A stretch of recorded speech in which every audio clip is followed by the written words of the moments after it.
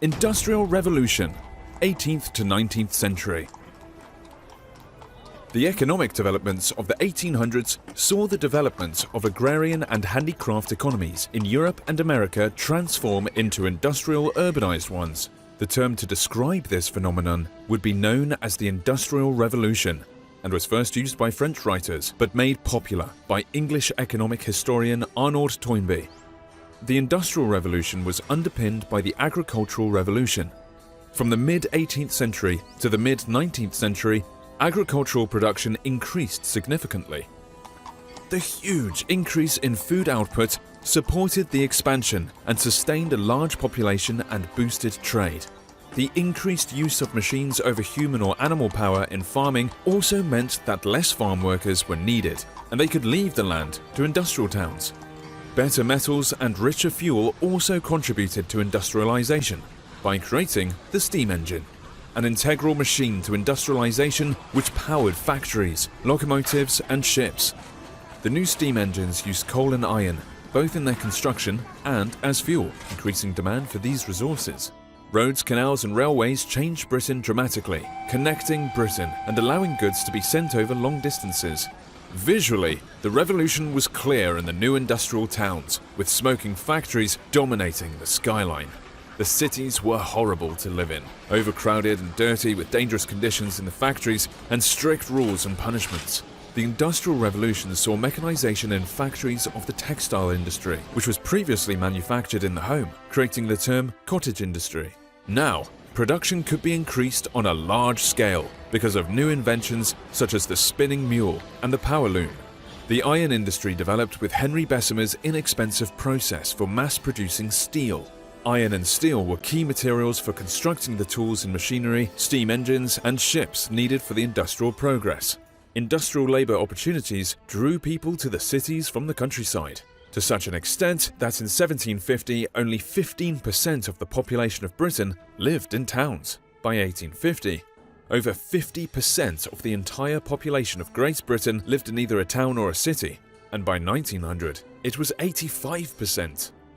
London had 4.5 million people, Glasgow 760,000, Liverpool 685,000, and Manchester and Birmingham 500,000.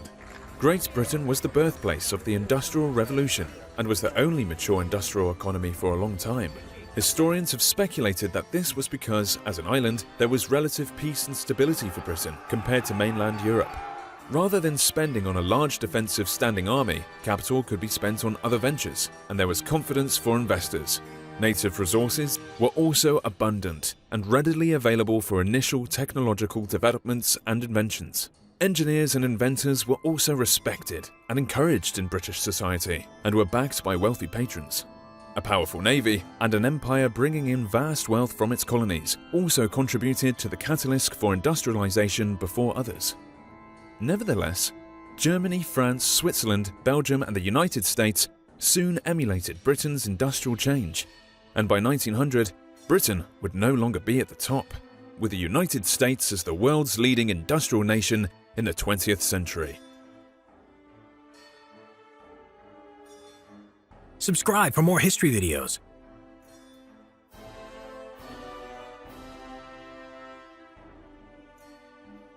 Thank you for all your support on the Simple History YouTube channel. If you enjoy the channel, please consider supporting us at Patreon.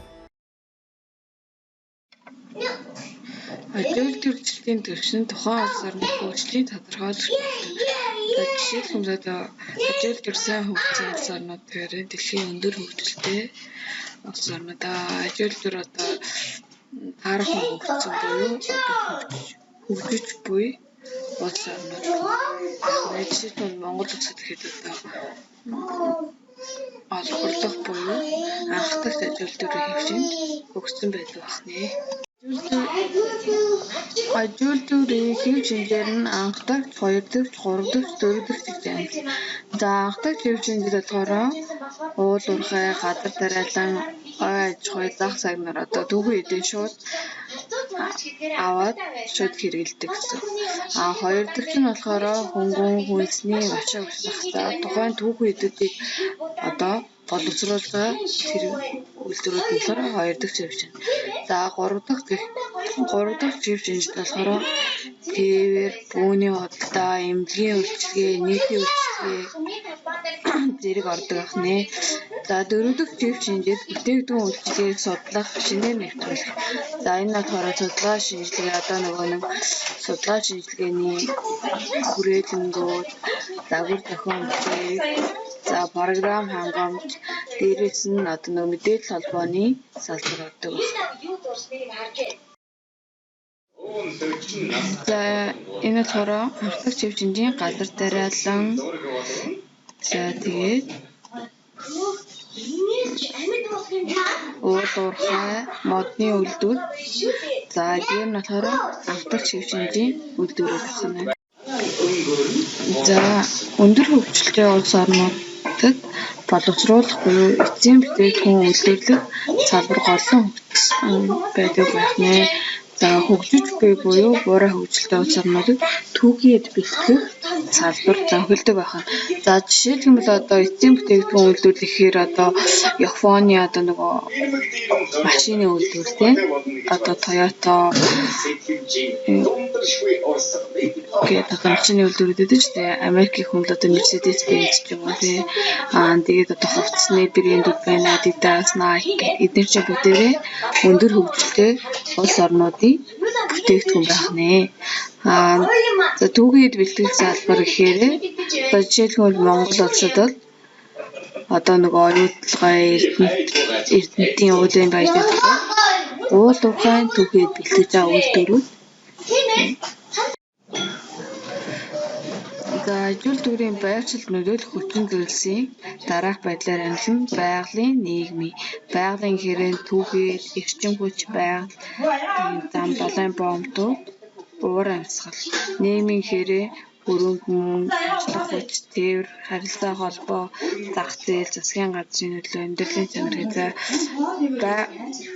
одоо жишээлбэл ажил дээр одоо хаана одоо үйлдвэрээ байрлуулах вэ гэдгийг сонгох нь байгалийнхаа хүчин зүйлсийг даах юм уу нийгмийн хүчин зүйлсээ даах юм уу. За материалын индекс үндэслэн үйлдвэрийн байршлыг нөлөөлдөг хүчин зүйлсийг тодорхойлох. За материалын индексийг үржилэн тодорхойлсноор тухайн үйлдвэрийг түүхийдээ ойр байрлуулах юм уу одоо байгалийн хүчин зүйлс гэсэн эсвэл одоо нийгмийнхаа хүчин зүйлсийг даах юм уу ажлах хүчиндээ ойр байрлуулах одоо байгуулах юм уу гэдгийг материалын индекстэй үндэслэн тодорхойлох нэ.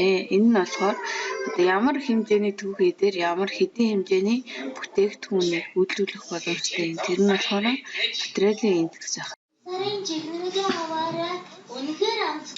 Жишээлбэл одоо сахарын үйлдвэрийн материалын индекс нь 7 тонн сахарын манжангаар 1 тонн сахар. Энэ болохоор материалын индекс нь 7. Материалын индекс нь 5-аас дээш бол түүхийдээ эдээ дагаж байршин одоо яг хэмжээний түүхийдээ бага хэмжээний бүтээгдэхүүн үйлдвэрлэж байгаа учраас одоо түүхийдээ ойр байрлуулах юм. Одоо нөгөө маш их хэмжээний түүхийд тээвэрлж очичаад нэг жоох юм үйлдвэрлэхээс ямар ч ашиггүй алдагдaltaй гарна гэсэн үг. Тийм учраас одоо түүхийдээ төсөөлж үйлдвэрээ байгуулах нэ.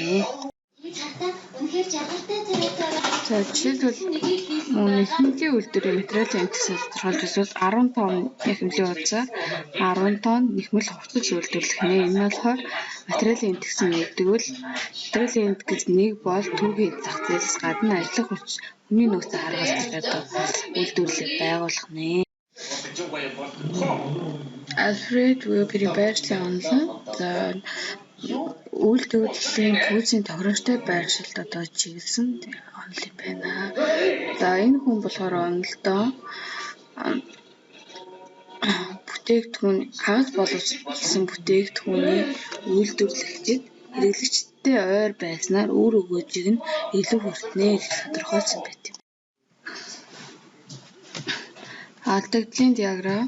За энэ нь болохоор 4 тонн түүхийдээс 1 тонн бүтээгдэхүүн гарган авдаг гэсэн. За жишээлбэл одоо Эрдэнэтийн 1 тонн зэсийн хөдөлгөөнт 23-25% нь зэсээ агуулна.